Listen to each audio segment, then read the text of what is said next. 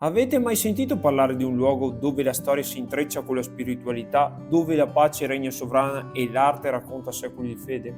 Oggi vi porteremo in un angolo nascosto della Lessinia, dove il tempo sembra essersi fermato. Parliamo dell'eremo di San Leonardo, un posto che non troverete facilmente nelle guide turistiche, ma che una volta scoperto vi lascerà senza fiato.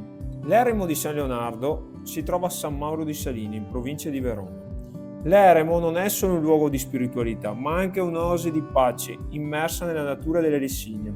Il tragitto per raggiungerlo è già un'esperienza. Potete lasciare l'auto dopo il centro di San Mauro di Saline e proseguire a piedi per circa 15-20 minuti. Una volta arrivati sarete ricompensati da un panorama incredibile sulle valli circostanti, perfetto per chi cerca momenti di meditazione e armonia con la natura. Se avete la possibilità, visitate l'eremo durante il Venerdì Santo, quando si tiene la suggestiva Via Crucis, lungo il sentiero per il santuario. È un evento che unisce la comunità locale e i pellegrini in un'atmosfera davvero speciale.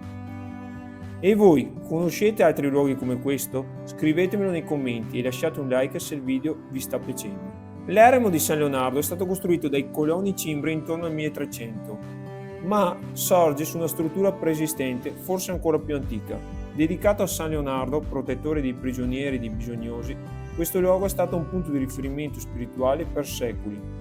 La sua facciata in stile romanico, con un portico che protegge il portale d'ingresso, racconta già a prima vista la sua storia carica di fede.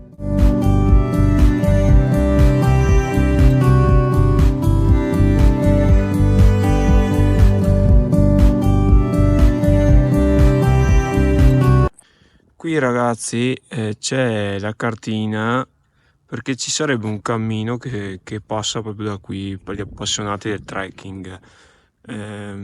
Cioè praticamente unisce 3 santuari che si trovano qui in zona, tra cui la pieve di San Leonardo, che è questa qua che vi ho fatto vedere.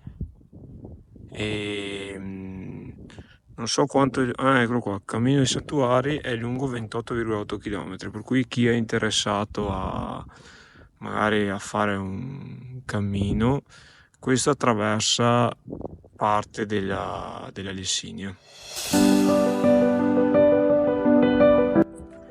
Tra l'altro per me è la prima volta che vengo qui, quindi non sapevo neanche che c'era tutti questi alberi dove ci sono queste panchine. Un bellissimo percorso in mezzo alla natura.